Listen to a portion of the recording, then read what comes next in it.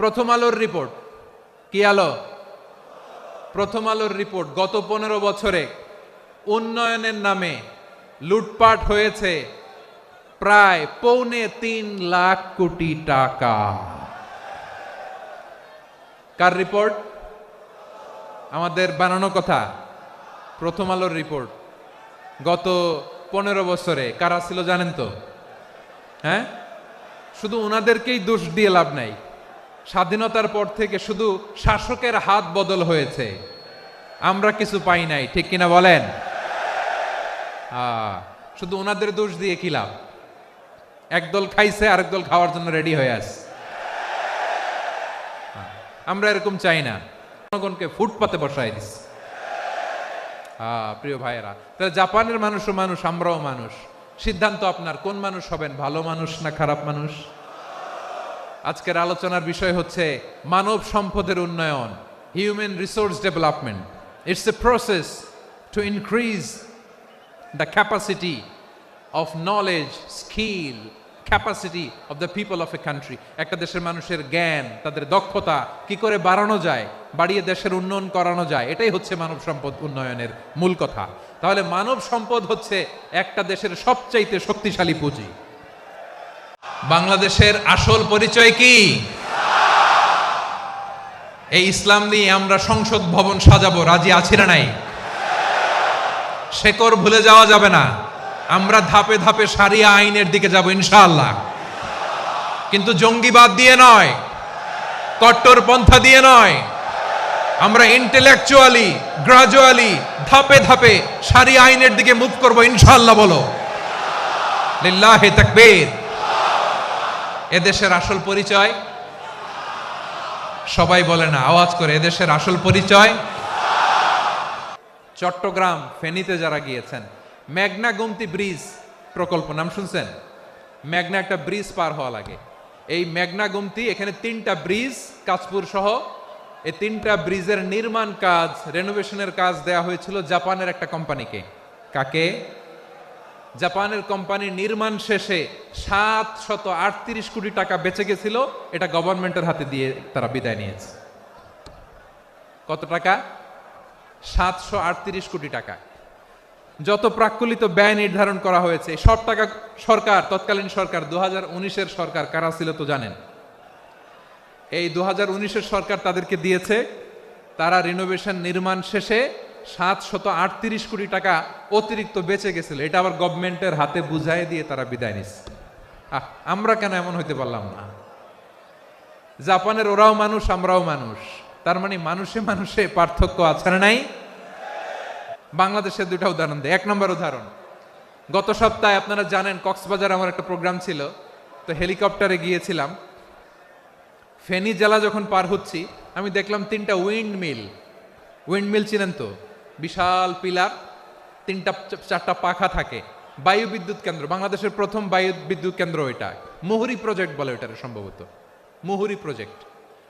তো সাগরের বাতাসের ঝাপটায় এটা ঘুরে এনার্জি হয়, ইলেকট্রিসিটি উৎপাদন হয়। তো আমি পাইলটকে বললাম, ভাই এগুলো থেকে কেমন ইলেকট্রিসিটি উৎপাদন হয়? কয়, হুজুর একটুও হয় না, কিছুই হয় না। কিছুই হয় না মানে? বলে, হুজুর বাংলাদেশে যত উইন্ডমিল আছে এটার পাখা একটাও ঘুরে না। আল্লাহ, বলেন কি? তাহলে যে কোটি কোটি টাকা ব্যয় করে যে উইন্ডমিল, কয় হুজুর ভিতরে ফিটফাট, উপরে ফিটফাট, ভিতরে সদরঘাট। তার মানে কোটি কোটি টাকা দিয়ে এই উইন্ডমিল বানায়, এখানে কিছু নাই। দুর্নীতির আড্ডাখানা, আখড়াখানা বাংলাদেশ, ঠিক কিনা বলেন? হায় রে, জাপানিজরাও মানুষ, আমরাও মানুষ। আমার এক নিকটাত্মীয় সরকারি চাকরিজীবী, উনি আমাকে বললেন, বাংলাদেশের আরেকটা উদাহরণ দেখি। উনি আমাকে বললেন যে প্রতি বছর আমাদের অফিসের ফার্নিচার চেঞ্জ করে। আমি বললাম, প্রতি বছর ফার্নিচার চেঞ্জ করে কেন? বলে যে ফার্নিচার নতুন পারচেজ করলেই তো ওইখানে টাকা, নতুন কিনতে পারলেই টাকা, নতুন উন্নয়নের সবক শোনাতে পারলেই টাকা। প্রথম আলোর রিপোর্ট, কি আলো? প্রথম আলোর রিপোর্ট, গত 15 বছরে উন্নয়নের নামে লুটপাট হয়েছে প্রায় 3.25 লাখ কোটি টাকা। কার রিপোর্ট? আমাদের বানানো কথা। প্রথম আলোর রিপোর্ট। গত 15 বছরে কারা ছিল জানেন তো? হ্যাঁ, শুধু ওনাদেরকেই দোষ দিয়ে লাভ নাই। স্বাধীনতার পর থেকে শুধু শাসকের হাত বদল হয়েছে, আমরা কিছু পাই নাই, ঠিক কিনা বলেন? শুধু ওনাদের দোষ দিয়ে কি লাভ? একদল খাইছে, আরেক দল খাওয়ার জন্য রেডি হয়ে আছে। আমরা এরকম চাই না, জনগণকে ফুটপাতে বসাই দিস। প্রিয় ভাইয়েরা, তাহলে জাপানের মানুষও মানুষ, আমরাও মানুষ। সিদ্ধান্ত আপনার, কোন মানুষ হবেন, ভালো মানুষ না খারাপ মানুষ? আজকের আলোচনার বিষয় হচ্ছে মানব সম্পদের উন্নয়ন, human resource development. It's a process to increase the capacity of knowledge, skill, capacity of the people of a country. একটা দেশের মানুষের জ্ঞান, তাদের দক্ষতা কি করে বাড়ানো যায়, বাড়িয়ে দেশের উন্নয়ন করানো যায়, এটাই হচ্ছে মানব সম্পদ উন্নয়নের মূল কথা। তাহলে মানব সম্পদ হচ্ছে একটা দেশের সবচাইতে শক্তিশালী পুঁজি। ইউনুস গভর্নমেন্টকে আমি বলবো, অল্প সময়ের জন্য আপনারা এসেছেন, সংস্কারও করতে হবে, আবার নির্বাচনও করতে হবে। সব সংস্কার হয়তো করতে পারবেন না, যতটুকু পারবেন এর মধ্যে আমাদের যে হিউজ ম্যান পাওয়ার, আমাদের যে মানব সম্পদ, হিউম্যান রিসোর্স, এটাকে ডেভেলপ করে আপনাদের যেতে হবে। যেটা পারবেন না সেটাকে পরবর্তী নির্বাচিত গভর্নমেন্টের কাছে রেখে যেতে হবে, যে তারা যেন করে, তাদের কাছে আপনারা এটা রেখে যাবেন। তাহলে মানুষ চাইলে বিশ্ব জয় করতে পারে, আর মানুষকে হারাতে পারে কেউ? জোরে বলো যশোর, মানুষকে হারাতে পারে কেউ? আল্লাহ আমাদেরকে জনসংখ্যা দিয়েছেন প্রিয় ভাইয়েরা, এই জনসংখ্যা অনেক বড় সম্পদ, এটা আমাদের জন্য অভিশাপ নয়, আশীর্বাদ। আমাদের জনসংখ্যাকে যদি আমরা জনশক্তিতে রূপান্তর করতে পারি, আজকে বাংলাদেশ যে অবস্থানে দাঁড়িয়ে আছে, বাংলাদেশ তার 20 গুণ উন্নতির শিখরে চলে যাবে। চিল্লায় বলো ঠিক কিনা? আমাদের শ্রমিক ভাইয়েরা বাইরে কাজ করে, আমাদের শ্রমজীবী ভাইয়েরা, প্রবাসীরা, তাদের ব্যাপারে গুরুত্ব দিতে হবে। আমাদের শ্রমের দাম সবচেয়ে কম, সবচেয়ে কম। তারা এম্বাসিতে গুরুত্ব পায় না, এয়ারপোর্টে গুরুত্ব পায় না, এই সরকার অবশ্য তাদেরকে অনেক গুরুত্ব দিচ্ছে। আমাদের অদক্ষ শ্রমিককে যখন আমরা দুবাই পাঠাই, অল্প বেতন পায়, কিন্তু ইন্ডিয়ানরা দক্ষ শ্রমিক পাঠাইলে তার 3 গুণ বেতন পায়। আমরা আমাদের শ্রমিকদেরকে অদক্ষ ভাবে আর পাঠাতে চাই না, দক্ষ শ্রমিক পাঠিয়ে আমরা রেমিটেন্সের বন্যা বইয়ে দেব। আমাদের শ্রমিকদের পাঠানো রেমিটেন্সের টাকায় সচল থাকে আমার দেশের অর্থনীতির চাকা। তাদেরকে সবচেয়ে গুরুত্ব দিতে হবে। আমরা পেয়েছি ফ্রিডম ফাইটার, মুক্তিযোদ্ধা, আর আমার প্রবাসী ভাইরা হচ্ছে রেমিটেন্স ফাইটার। জোরে বলো ঠিক কিনা? তাহলে আমাদের এই জনশক্তিকে জনসম্পদে ট্রান্সফর্ম করতে হবে, ঠিক কিনা বলেন? সরকার জনগণকে এভাবে পলিশ করতে হবে। মা বাবারা ছেলে মেয়েদের মধ্যে কার কোন যোগ্যতা, তাকে ওইভাবে কাজে লাগাতে হবে। সবার এ প্লাস পাওয়ার কোনো দরকার নাই। আমাদের দেশে একটা টেন্ডেন্সি আছে, পরীক্ষায় এ প্লাস না পাইলে তুই কি করলি, পাশের বাড়ির ছেলে এ প্লাস পাইছে, যা ওর পা ধোয়া পানি খা। কি খা?